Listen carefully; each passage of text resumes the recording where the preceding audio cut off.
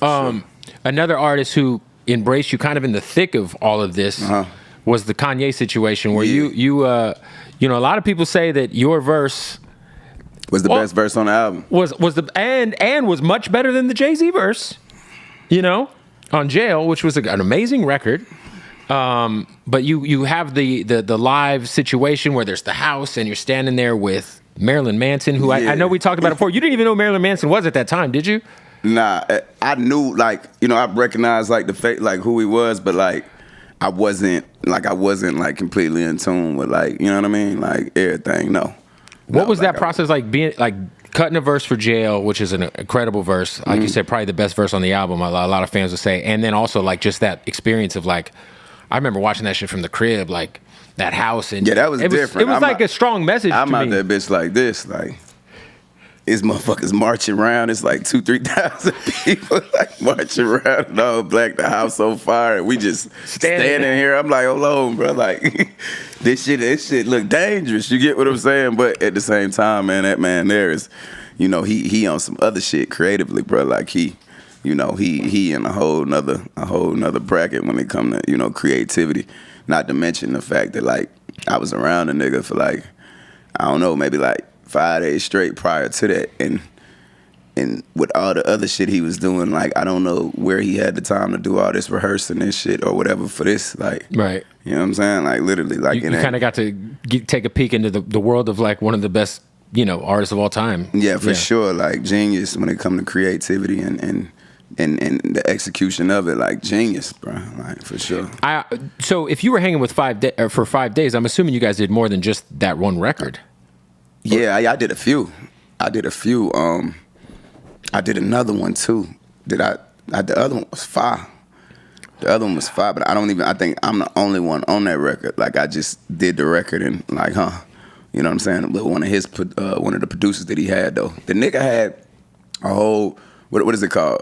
Soho House? What's it called? Soho House, yeah. Soho House. The nigga had this shit like rented out the whole thing. So it was it in LA? In LA. It was at the hotel downtown. Yeah, so they took the beds and shit out of all the rooms. The nigga had different producers set up in each room, studios in each room. Like, the niggas on some other shit, bro. Like, he rented out the whole Soho House, turned it into majority of the motherfucker. I swear to God. I'm like, God damn, what's going on? You know what I'm saying? That is crazy. But yeah, a bunch of creatives in one space. You know what I'm saying? Like, and just a dope thing to experience. And that's the way I like to create, in terms of like having everything in one room, and in that way I could just bounce around. That's when I'm most effective. Like, so it was dope to see somebody do it on a super high level, you get what I'm saying? And to see the results of it, to see the album come together, to see this nigga here making Balenciaga and shit in his warehouse, making this shit, like, to see all the different pieces, you know what I'm saying, come together, like, it's dope, especially from another creative with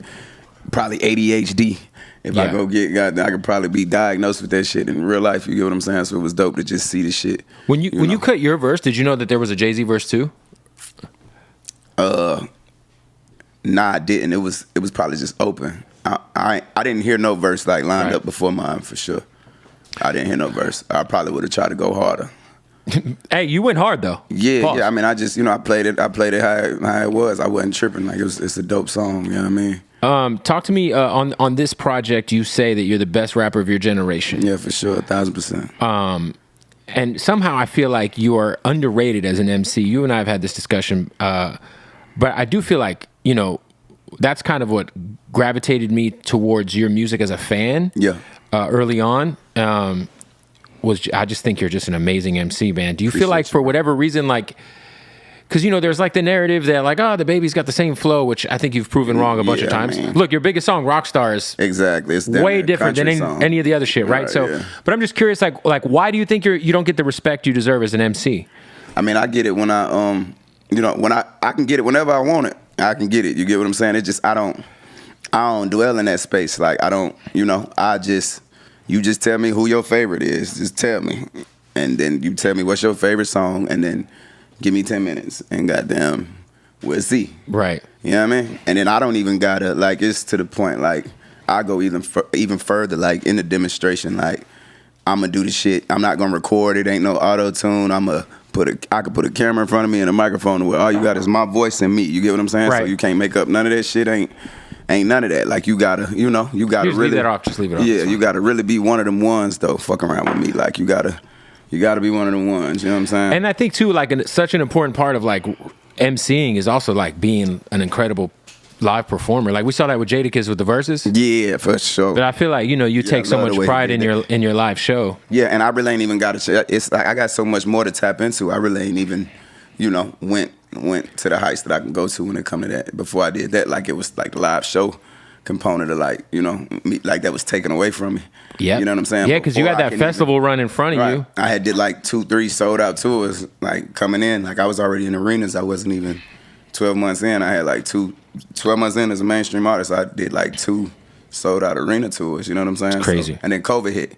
Crazy. And even after COVID, you get what I'm saying? Before 2021 with the Rolling Loud shit, they wasn't like other artists could perform and shit because they was in like smaller venues or like clubs, but I was already. Well, I feel like even like I saw you, I think it was your first headliner show in LA. You were at the Roxy. You brought out OT Genesis. Not for sure. You had I want to say you had fake pounds of weed that you threw out into the crowd. Did I do that at that level? Yes, you did. I probably definitely did it. It was the first one out here. I probably definitely did. I made that song out here in LA. I mean, that was a very real song. That was a very real thing, the song that I did that to, Gorilla Glue. Gorilla Glue is my shit, by the way. We was talking about that, like, like the Pat coach in the South, like just coming out west. And you know what I'm saying? Like, that's a whole big thing. And really around my way, like, I definitely, like, not like I represented it. Like, that's what it was. Like, that's how I funded. Not to speak too much. It's enough time that went by, huh? Yeah. Like, it's been 10 years. That's how I got here. I mean, I feel like the first time I met you was at South by, and that was in like 2014 or 15. I don't know. When was that? Fuck. I mean, I did the shit with the 16? The first song I ever made. I was at South by Southwest like 2 months after. When you had the diaper on. Okay, so that was like 2018. That was 18. Okay. Or I think it was 17. I was making 17. Probably. 2017. Yeah, because that's the last time I went before I popped. The next time I went, I was on. Yeah, I was up through there. So you were already coming to LA just off of the other shit. For sure. Yeah. For sure. Yeah. Mm-hmm. We talked about this a little bit, but I want you to, because it's so dope. Well, it's not dope, but it is interesting. Also, don't do this at home. But we talked about how back in the day you would pack up and vacuum seal rabbit food. Oh yeah, I done did it a few times here and there. How do you do that? Like if it's rabbit food, like first of all, how stupid are the people who's buying the vacuum sealed rabbit food, and how do you make sure it looks as good as possible? Like walk me through. I mean, you got it. So the food saver bags, the vacuum seals. You got a clear side, and you got a side that it looked like y'all might have one in this motherfucker. Nah, I see this. We actually might. This man is like, but nah, there's like a rough side. It's a rougher side to it. It's not transparent like the other side. Correct. So you want to take the rabbit food, you want to break it apart, so because it come like thick, it come like a block, but you want to kind of like break it up, give it the texture, like butt it up weed. You get what I'm saying?